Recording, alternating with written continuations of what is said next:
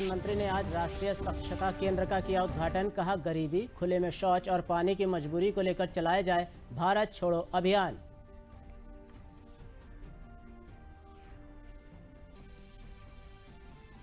Air India का Boeing 737 विमान केरल के कोझिकोड में हुआ दुर्घटनाग्रस्त। जहाज में सवार थे 190 लोग, 18 लोगों की हुई मृत्यु। प्रधानमंत्री ने जाहिर किया दुख। मुख्यमंत्री योगी आदित्यनाथ ने नोएडा में 400 बिस्तरों वाले कोविड-19 अस्पताल का किया उद्घाटन। इसमें मरीजों को डायलिसिस यूनिट, सिटी स्कैन समेत मिलेंगी आधुनिक सुविधाएं। मुख्यमंत्री के निर्देश पर कैबिनेट मंत्री अनिल राजभर व राज्य मंत्री बलदेव औलख ने किया बाढ़ प्रभावित क्षेत्रों का दौरा। प्रशासन को बंधों की निगरानी समेत प्रभावितों की मदद करने के दिए निर्देश। नमस्कार, मैं हूं योगेश। देखिए मेरे साथ समाचार विस्तार से। प्रधानमंत्री नरेंद्र मोदी ने आज राष्ट्रीय स्वच्छता केंद्र का उद्घाटन किया। स्वच्छता मिशन भारत को प्रमोट करने के लिए राष्ट्रीय स्वच्छता केंद्र की शुरुआत की गई। इस दौरान राजघाट पर पीएम मोदी ने स्वच्छ भारत मिशन पर बनी शॉर्ट फिल्म देखी। प्रधानमंत्री ने कहा कि भारत छोड़ो के ये सभी संकल्प स्वराज से सुराज की भावना के अनुरूप हैं। आइए, स्वराज के सम्मान का सप्ताह यानी गंदगी भारत छोड़ो सप्ताह आज से 15 अगस्त तक यानी स्वतंत्रता दिवस तक देश में एक सप्ताह लंबा अभियान चलाया जाए। उन्होंने कहा कि देश को कमजोर बनाने वाली बुराइयां भारत छोड़ें, इससे अच्छा और क्या होगा। इसी सोच के साथ बीते 6 साल से देश में एक व्यापक भारत छोड़ो अभियान चल रहा है। प्रधानमंत्री ने नारा दिया, गरीबी भारत छोड़ो, खुले में शौच की मजबूरी भारत छोड़ो, पानी के दर दर भटकने की मजबूरी भारत छोड़ो, भ्रष्टाचार की कुरीति भारत छोड़ो। प्रधानमंत्री ने कहा कि जैसे गंगा जी की निर्मलता को लेकर हमें उत्साहजनक परिणाम मिले हैं, वैसे ही देश की दूसरी गंदियों को भी हमें गंदगी से मुक्त करना है। यहाँ पास ही में यमुना जी हैं, यमुना जी को भी गंदे नालों से युक्त करने के अभियान को हमें तेज करना होगा। प्रधानमंत्री ने कहा कि देश के बच्चे बच्चे में पर्सनल और सोशल हाइजीन को लेकर जो चेतना पैदा हुई है, उसका बहुत बड़ा लाभ कोरोना के विरुद्ध लड़ाई में भी हमें मिल रहा है।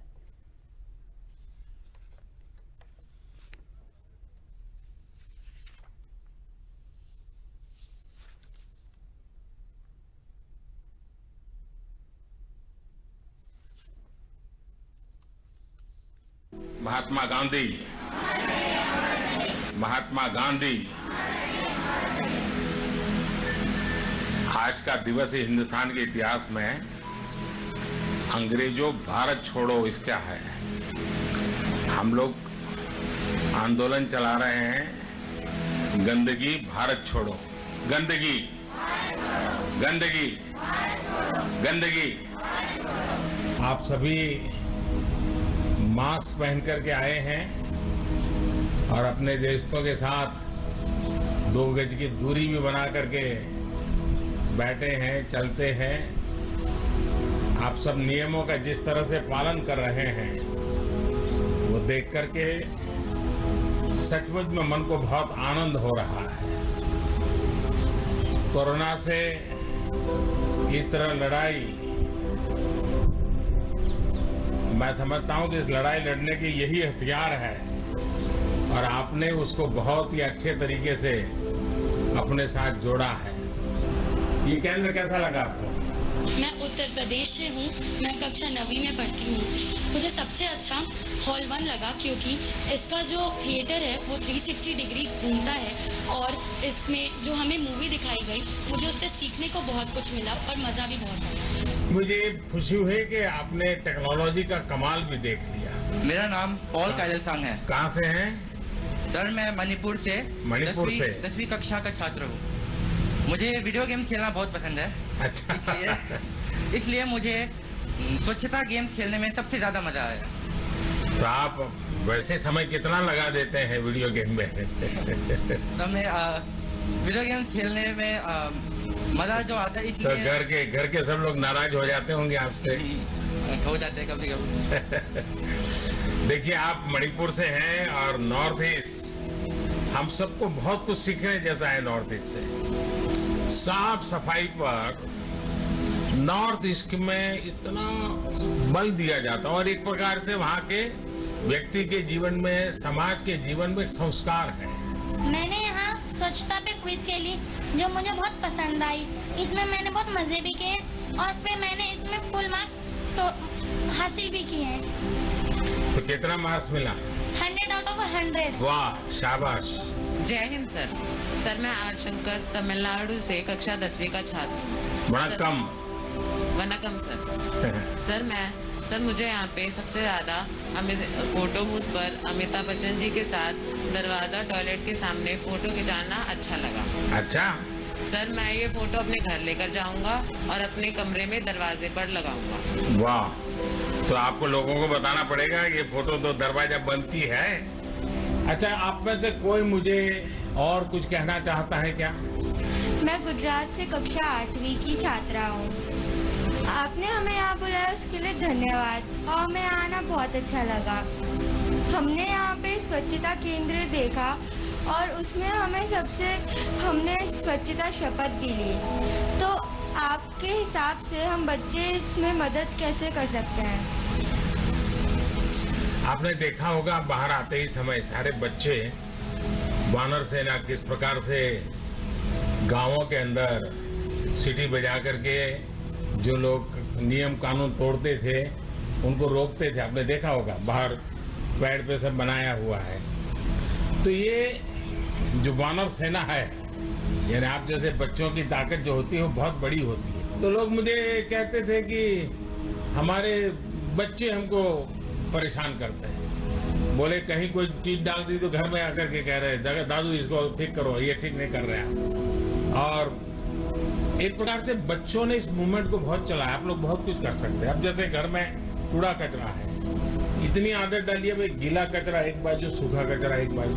आप अपने घर में अपने अड़ोस पड़ोस में सिखा सकते हैं। प्लास्टिक उपयोग नहीं करना, कहीं थूकना नहीं। ये सारी चीजें ऐसी हैं जो सहज रूप से हम लोग कर सकते हैं। आप कल्पना कीजिए अगर कोरोना जैसी महामारी 2014 से पहले आती तो क्या स्थिति होती। स्वच्छ भारत अभियान ने हर देशवासी को आत्मविश्वास और आत्मबल को बढ़ाया है, लेकिन इसका सबसे अधिक लाभ देश के गरीब के जीवन पर दिख रहा है। स्वच्छ भारत अभियान से हमारी सामाजिक चेतना, समाज के रूप में हमारे आचार व्यवहार में भी स्थायी परिवर्तन आया है। देश के बच्चे बच्चे में पर्सनल और सोशल हाइजीन को लेकर जो चेतना पैदा हुई है, उसका बहुत बड़ा लाभ कोरोना के विरुद्ध लड़ाई में भी मिल रहा है। आप जरा कल्पना कीजिए, अगर कोरोना जैसी महामारी 2014 से पहले आती तो क्या स्थिति होती? शौचालय के अभाव में क्या हम संक्रमण की गति को कम करने से रोक पाते? क्या तब लॉकडाउन जैसी व्यवस्थाएं संभव हो पाती? जब भारत की 60% आबादी खुले में शौच के लिए मजबूर थी, स्वच्छाग्रह ने कोरोना के खिलाफ लड़ाई में हमें बहुत बड़ा सहारा दिया है। कोझीकोड पे हुए विमान हादसे में मरने वालों की संख्या 18 हो गई है। यह कोझीकोड हवाई अड्डे पर उतरते समय फिसलकर गिर गया, 2 टुकड़ों में टूटा था। विमान लैंड करते वक्त पूरा रनवे पार कर एक 15 फीट गहरी खाई में जा गिरा। हालांकि राहत की बात यह रही कि 2 हिस्सों में टूटने के बाद भी विमान में आग नहीं लगी, जिसकी वजह से कई लोगों को सुरक्षित बचा लिया गया। हादसे में घायल 127 लोगों का कोझीकोड महापुरम के अस्पतालों में इलाज जारी है। इस हादसे में पायलट और सहयोगी पायलट दोनों की मौत हो गई। हादसे की जांच के लिए डीजीसीए और विमान सुरक्षा विभाग और एयर इंडिया के अन्य वरिष्ठ अधिकारी कोझीकोड पहुंच गए हैं। यात्रियों और परिवार के सदस्यों को हर संभव सहायता प्रदान करने के लिए इमरजेंसी रिस्पांस टीम के सदस्यों के साथ सोशल असिस्टेंस टीम के सदस्यों को कोच्चि, मुई और दिल्ली से सेवा में लगाया गया है। इसके अलावा यात्रियों और परिवार के सदस्यों की मदद के लिए मुंबई और दिल्ली से विशेष राहत उड़ानों की भी व्यवस्था की गई है। विमान में कुल 190 लोग सवार थे, जिनमें 184 यात्री और 6 क्रू मेंबर सहित 10 बच्चे भी शामिल थे। कोरोना वायरस महामारी के खिलाफ भारत की कोशिश लगातार सफल होती दिख रही है। बीते 24 घंटों में 11,704 नए संक्रमित मरीजों के विपरीत 48,900 मरीज ठीक होकर अपने घर लौट गए। देश भर में कोरोना को मात देने वाले गरीबों का दर लगातार नई ऊंचाइयों पर पहुंच रहा है। देश में अब तक 68.39% लोगों ने कोरोना संक्रमण को हराने में सफलता पाई है। विपरीत इसके संक्रमण की वजह से मरने वालों की संख्या बेहद कम, महज 2.04% है। देश में अब तक कुल 14,27,005 मरीज कोरोना संक्रमण से ठीक हो चुके हैं। इसकी तुलना में देश में सक्रिय मरीजों की संख्या आधे से भी कम 6,19,000 है। नोएडा सेक्टर 39 स्थित जिला अस्पताल की बिल्डिंग में 400 बिस्तरों के कोविड-19 अस्पताल का आज मुख्यमंत्री योगी आदित्यनाथ ने उद्घाटन किया। इस अस्पताल में 167 बिस्तरों पर ही कोरोना का उपचार किया जाएगा। वर्तमान में इस अस्पताल में आईसीयू वार्ड, इमरजेंसी समेत 2 वार्ड बनाए गए हैं, जिसमें प्रत्येक वार्ड में 65 बिस्तर, dialysis unit, CT scan lab की व्यवस्था की गई है। ज़रूरत अनुसार बिस्तरों की संख्या में भी इजाफा किया जाएगा। अस्पताल में 400 मरीजों की व्यवस्था की जा रही है। अब तक का ये जिले का सबसे बड़ा आधुनिक कोविड अस्पताल है। अस्पताल का निर्माण नोएडा प्राधिकरण की ओर से किया गया है, जबकि टाटा समूह व बिल मिलिंडा गेट्स फाउंडेशन की ओर से करीब 70 करोड़ रुपए की लागत से अस्पताल में संसाधनों को जुटाया गया है। यहाँ प्रथम तल पर आईसीयू व इमरजेंसी व 5वें तल पर आइसोलेशन वार्ड बनाए गए हैं। इसके अलावा द्वितीय तल पर डायलिसिस यूनिट व सिटी स्कैन की भी व्यवस्था की गई है। यहाँ करीब 100 स्वास्थ्यकर्मियों की ड्यूटी लगाई जाएगी, जिसके लिए स्वास्थ्य विभाग ने डॉक्टरों की लिस्ट तैयार कर ली है। सभी डॉक्टर जिले की विभिन्न CHC, PHC से संबंधित हैं। अपर मुख्य सचिव गृह अवनीश अवस्थी ने आज कोरोना संक्रमण पर प्रेस के माध्यम से जानकारी देते हुए बताया कि लगभग 48,000 नए कोरोना संक्रमण के मामले दर्ज किए गए हैं। 46,177 एक्टिव मरीज हैं, वहीं 2,999 मरीज डिस्चार्ज हो चुके हैं। 47 लोगों की मृत्यु हो चुकी है। प्रदेश में कल सबसे ज़्यादा जांच का रिकॉर्ड बना। 1,02,982 मरीजों का टेस्ट किया गया, जो देश में सबसे अधिक। सरकार मरीजों के इलाज के लिए भी पूरी व्यवस्था कर रही है, जिससे मरीजों को भी किसी प्रकार की समस्या न हो। आज जो नए केसेस प्रदेश में आए हैं, लगभग 4,800 केसेस आए हैं। आज की तारीख में 46,177 केसेस एक्टिव हैं। डिस्चार्ज अब तक कुल 69,833 हो गए हैं। आज 2,999 लोग डिस्चार्ज हुए हैं। डेथ्स पूरे प्रदेश में कुल 2,028 हैं। 47 डेथ्स कल हुई हैं। सैंपल टेस्टेड, फिर प्रदेश ने एक टेस्टिंग में रिकॉर्ड कायम किया है। 1,02,982 टेस्ट कल किए हैं और प्रदेश में अब तक 29,96,406 टेस्ट किए गए हैं।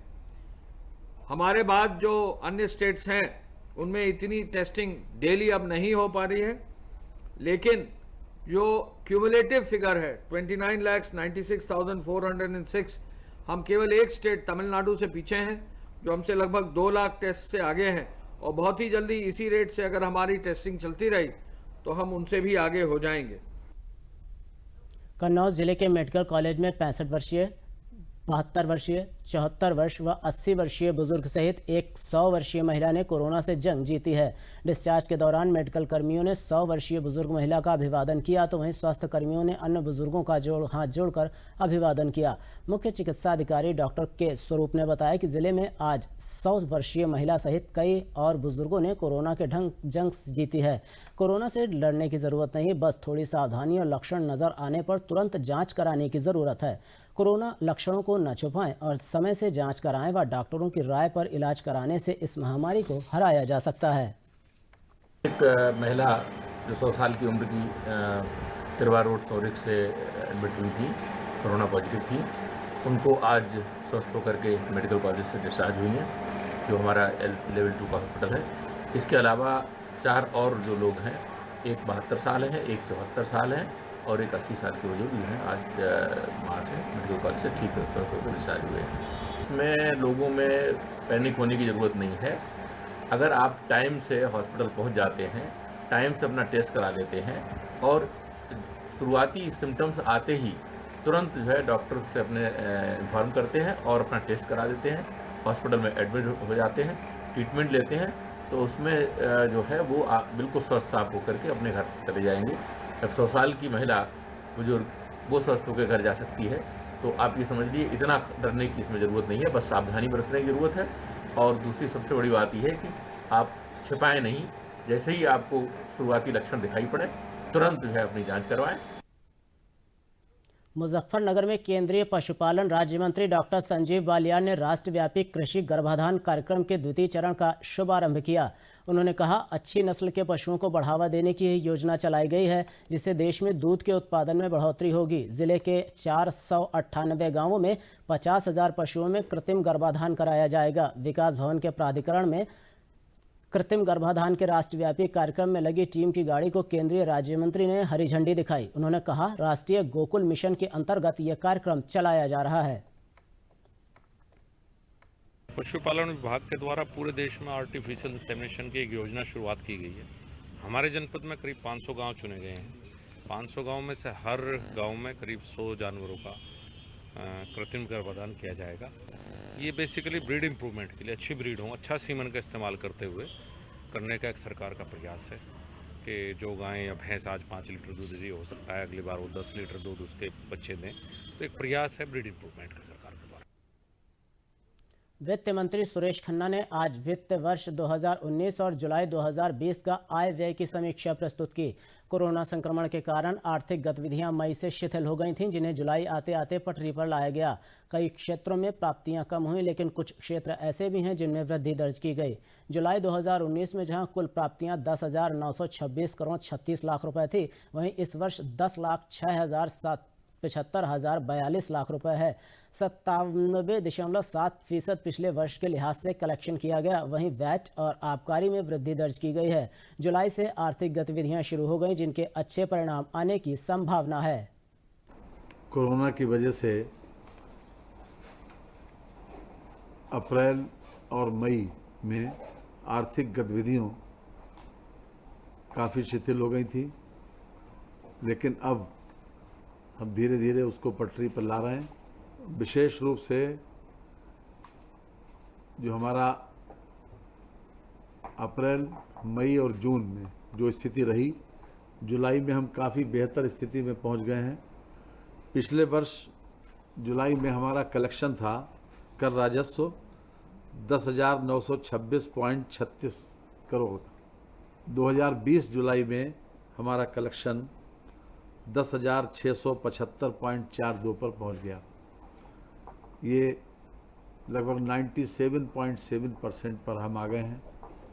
जीएसटी 6564 करोड़ रुपया 88 लाख, ये 2019 की प्राप्ति थी, और इस वर्ष की हमारी प्राप्ति है 6,024.16। 4862.58 के अगेंस्ट में ये जुलाई 2019 की प्राप्ति है। उसके 2020 में 4120.62। एसजीएसटी 1850.71 करोड़ 2019 की प्राप्ति थी। 2020 में 1799.81 करोड़।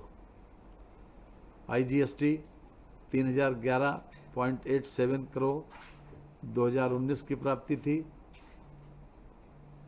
इस वर्ष 2020 में जुलाई 2020 में 2320.81 करोड़। वैट जुलाई में 1702.30 करोड़ रुपए की प्राप्ति थी, लेकिन इस वर्ष वैट में वृद्धि हुई है 1903.54 करोड़ रुपया। आबकारी, स्टाम्प तथा निबंधन एवं परिवहन, इसमें 4,214.27 करोड़ की प्राप्ति थी जुलाई 2019 में। जुलाई 2020 में 4472.72 करोड़ रुपए की प्राप्ति है, यानी इसमें भी वृद्धि हुई है। वैट में वृद्धि हुई है और इसमें वृद्धि हुई है। अयोध्या में श्री राम जन्मभूमि मंदिर का भूमि पूजन कार्यक्रम संपन्न होने के बाद मंदिर निर्माण को लेकर ट्रस्ट के महासचिव चंपत राय ने अपनी प्रतिक्रिया दी है। श्री राम जन्मभूमि तीर्थ क्षेत्र ट्रस्ट के महासचिव चंपत राय ने राम मंदिर पर अपना पक्ष रखते हुए कहा कि 1000 साल तक सृष्टि के आंधी तूफान सहने के बाद भी राम मंदिर पूरी तरह सुरक्षित रहेगा। मंदिर निर्माण में इस तरह की उच्च तकनीक का इस्तेमाल किया जाएगा। जमीन के नीचे जैसे नदियों में खंभे बनाए जाते हैं, उसी तरह राम मंदिर के खंभे नीचे बनाए जाएंगे। इन खंभों में लोहे का उपयोग नहीं किया जाएगा। राम मंदिर के लिए विकास प्राधिकरण से नक्शा पास कराया जाएगा, लेकिन यह नक्शा राम मंदिर की भूमि भर का ही नहीं होगा, बल्कि कुल 70 एकड़ जमीन को ध्यान में रखकर नक्शा पास कराया जाएगा। इसके लिए जो शुल्क का निर्धारण होगा उसे भुगतान किया जाएगा। ट्रस्ट के महासचिव चंपत राय ने यह भी स्पष्ट किया कि जब उन्होंने ट्रस्ट की जिम्मेदारी संभाली थी तब ट्रस्ट के पास 12 करोड़ थे और अब लगभग 30 करोड़ रुपए चंदे के रूप में आए हैं। इस अवसर पर उन्होंने कहा कि प्रधानमंत्री नरेंद्र मोदी ने जिस तरह साष्टांग दंडवत किया वह भारतीय संस्कृति को दर्शाता है। अब सब तकनीकी काम है और वो तकनीकी ऐसे काम नहीं है जो हम अपने घर में छोटे मोटा मकान बनाते हैं, वैसा नहीं। हमारी सोच है ये मंदिर 1000 साल तक इस सृष्टि के आंधी तूफान सहता रहेगा, तो इसलिए उतनी तैयारी की तकनीक का इस्तेमाल होगा। इसलिए कब होगा, कब से होगा, ये तिथि इसे बताना तो एक कपोल कल्पित बात है। प्रदेश में 55 घंटे का लॉकडाउन जारी है। लखनऊ में प्रशासन ने मुख्य चौराहों पर बैरिकेडिंग लगा रखी है। कल होने वाली बीएड की परीक्षाओं के लिए शासन ने विदेश निर्देश जारी किए हैं। प्रदेश में सप्ताह अंत में होने वाला लॉकडाउन एक बार फिर से जारी है। 55 घंटे के इस लॉकडाउन में हम देख सकते हैं राजधानी लखनऊ में यहाँ पर पुलिस ने बैरिकेडिंग कर रखी है मुख्य चौराहों पर, और गलियों में वही लोग निकल रहे हैं जिनको अति आवश्यक कार्य है। हालांकि इस बार रविवार के दिन परीक्षा होने के नाते विद्यार्थियों को छूट दी गई है कि जो लोग उस परीक्षा में भाग लेंगे एडमिट कार्ड दिखाकर उनको निकलने की अनुमति होगी। बीएड की परीक्षाएं 9 अगस्त को 2 पालियों में प्रदेश के 73 जनपदों में 1571 परीक्षा केंद्रों पर आयोजित की जाएगी, जिसमें लगभग 4,05,145 परीक्षार्थियों का प्रतिभाग किया जाना प्रस्तावित है। इसलिए भी व्यापक सुरक्षा व्यवस्था के इंतज़ाम किए गए हैं तथा कोविड-19 के प्रोटोकॉल का पालन करते हुए ड्यूटियां लगाई जाएंगी तथा शांति व्यवस्थाएं बनाए रखा जाएगा। स्वास्थ्य सेवाएं और मेडिकल संबंधी जो भी ज़रूरतें हैं उन पर कोई पाबंदी नहीं लगाई गई है। वैसे आने जाने वालों से पूछताछ की जा रही है। साथ ही पुलिस प्रशासन यहाँ पर नज़र बनाए रखे हुए है कि किसी भी प्रकार की कोई भी गतिविधि ना हो ऐसी जो कोविड का प्रोटोकॉल तोड़ती हो, इस लॉकडाउन का प्रोटोकॉल तोड़ती हो। हालांकि जिस तरीके से प्रदेश में केसेस बढ़ रहे हैं लेकिन निरंतर जांच हो रही है और ठीक होने वालों की संख्या में लगातार बढ़ोतरी हो रही है, और ये जरूरी है कि संयम के साथ सभी लोग मिलकर कोविड के जो भी प्रोटोकॉल है उनका पालन करें, तभी इस कोरोना वायरस से हम लोग बचाव कर सकेंगे। कैमरामैन दिनेश सिंह के साथ विकास सिंह, डीडी न्यूज़, लखनऊ। मुख्यमंत्री योगी आदित्यनाथ के निर्देश पर कैबिनेट मंत्री अनिल राजभर व राज्य मंत्री जल शक्ति बलदेव औलख, अपर मुख्य सचिव सिंचाई द्वारा बहराइच, लखीमपुर खीरी, सीतापुर तथा बाराबंकी में बाढ़ की स्थिति का स्थलीय निरीक्षण किया गया। इस अवसर पर वरिष्ठ अधिकारियों के साथ समीक्षा भी की गई, जिसमें 24 घंटे बांधों का निरीक्षण तथा बांध क्षतिग्रस्त होने पर तुरंत ठीक कराने के निर्देश दिए गए।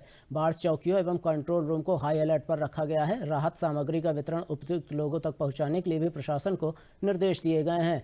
प्रभावित क्षेत्रों में पशुओं के लिए चारा व भूसा समेत टीकाकरण के लिए भी मंत्रीजनों ने समीक्षा के दौरान निर्देश दिए। आवश्यकता अनुसार एनडीआरएफ और पीएसी की सहायता लेने के लिए भी जिला प्रशासन को आदेश दिए हैं। बाढ़ हर साल की समस्या है, बाढ़ हर साल आती है और उससे लोग हर साल प्रभावित होते हैं। लेकिन आज हम ये कहने की स्थिति में हैं कि उत्तर प्रदेश की माननीय योगी जी की सरकार ने बाढ़ की समस्या जो है उसके समाधान के लिए, अस्थायी समाधान के लिए मजबूती से कदम आगे बढ़ा दिया है।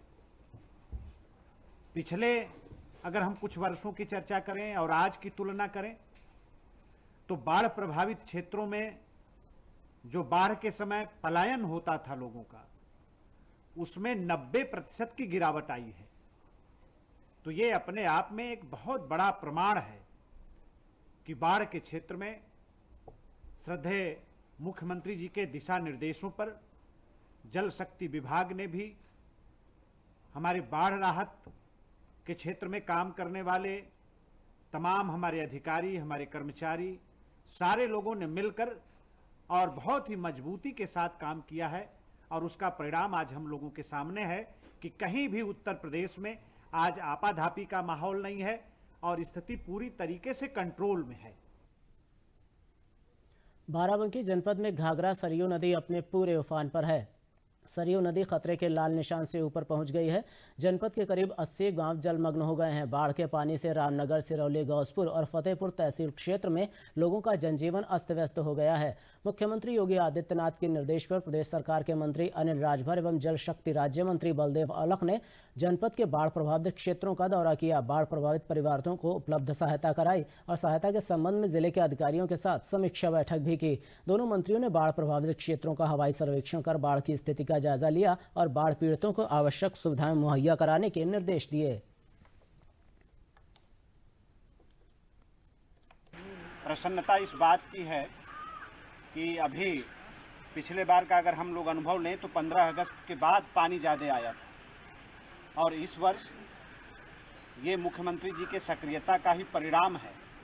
हमने कोरोना काल में भी देखा है, परिस्थिति चाहे जैसी रही हो, लेकिन बाढ़ से जुड़ी हुई समस्याओं के संदर्भ में कोई सप्ताह ऐसा बाकी नहीं रहा होगा जब श्रद्धेय मुख्यमंत्री जी के स्तर पर उसकी चिंता न की गई हो, उसकी समीक्षा न की गई हो। उसका असर आज देखने को मिल रहा है कि अब तक इस इलाके में पिछले वर्ष की अपेक्षा दूना पानी नदियों में आया।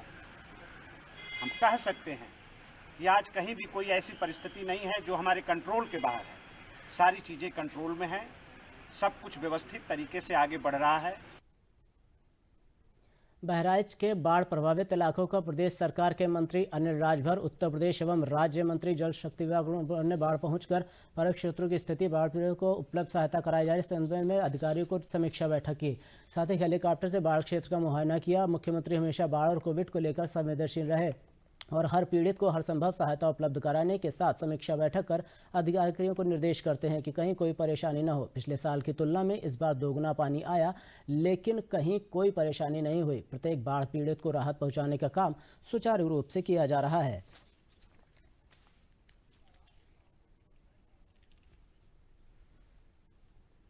अगर वर्ष की हम तुलना करें तो अभी तक पिछले साल से दोगुना ज़्यादा पानी नदियों में आ चुका है और उसके बाद भी कहीं आपादापी का माहौल नहीं है। पूरी तरीके से स्थितियों को कंट्रोल में करके रखा है और मैं समझता हूँ कि चाहे ये कोरोना काल रहा हो, चाहे किसी भी प्रकार की कोई व्यस्तता रही हो, लेकिन श्रद्धेय मुख्यमंत्री जी को हम लोगों ने देखा है। कोई सप्ताह नहीं बीता होगा जब उन्होंने बाढ़ की तैयारियों की समीक्षा न किया हो, जगह जगह जाके ना उन्होंने लोगों को चेताया हो। तो उनकी जो सक्रियता रही है उसका परिणाम है कि आज पूरी तरीके से परिस्थिति हम लोगों के कंट्रोल में है। आगे कोई समस्या अगर पैदा होती है तो हम उसके लिए भी अभी से मानस बनाकर हम तैयार हैं। प्रयागराज में प्रवासी मजदूरों को प्रधानमंत्री रोजगार कल्याण योजना के तहत उद्यान विभाग द्वारा वृक्षारोपण का कार्य कराया जा रहा है, जिसमें किसानों के खेत में निःशुल्क फलदार वृक्ष लगाए जा रहे हैं, जिसे लगाने का कार्य मनरेगा मजदूरों से कराया जा रहा है। गांव में ही प्रवासी मजदूरों को काम मिलने से उनकी आर्थिक स्थिति में सुधार आया है। इस योजना के तहत 200 से अधिक मजदूरों को काम दिया जा चुका है। जिला उद्यान अधिकारी प्रतिभा पांडे ने बताया कि प्रवासी मजदूरों के सामाजिक और आर्थिक विकास के लिए प्रधानमंत्री गरीब कल्याण योजना के तहत उद्यान विभाग के द्वारा भी कार्य योजना तैयार की गई है। मनरेगा मजदूरों के द्वारा किए जाने वाले श्रम के एवज में 201 रुपए दिए जा रहे हैं। मथुरा में भगवान श्री कृष्ण की जन्माष्टमी की तैयारियां शुरू हो गई हैं। शास्त्रीय परंपराओं के अनुसार भातपत्र श्री कृष्ण जन्माष्टमी 12 अगस्त को मनाई जा रही है। कोविड-19 के संक्रमण को देखते हुए भव्यता के साथ एहतियात भी बरती जा रही है। जन्मभूमि को भव्यता देने के लिए उसको सजाया जा रहा है। पर्यटकों को भी संक्रमण को देखते हुए कम से कम आने की सलाह दी जाती है। जो लोग इस कार्यक्रम को देखना चाहते हैं उनके लिए लाइव प्रसारण की व्यवस्था की जा रही है। इस अवसर पर मंदिरों में प्रवेश प्रतिबंधित रहेगा। जलाभिषेक और प्रसाद चढ़ाने की परंपरा इस बार नहीं हो पाएगी। भारत सरकार के अनुसार प्रदेश में 1 से 19 वर्ष तक के बच्चों में कृमि संक्रमण 76% है, जिसको ध्यान में रखते हुए प्रदेश में 2 बार कृमि मुक्ति अभियान का आयोजन किया जाता है। कोविड-19 के संक्रमण के बाद स्कूल और आंगनबाड़ी केंद्र बंद हैं, जिसके कारण इन बच्चों को घर जाकर लेंडवेनेड्रोल का दवा का वितरण किया जा रहा है।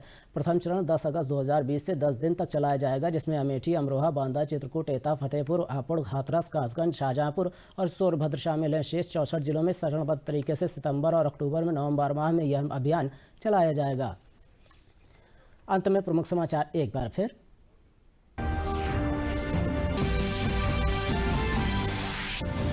प्रधानमंत्री ने आज राष्ट्रीय स्वच्छता केंद्र का किया उद्घाटन। कहा, गरीबी, खुले में शौच और पानी की मजबूरी को लेकर चलाया जाए भारत छोड़ो अभियान।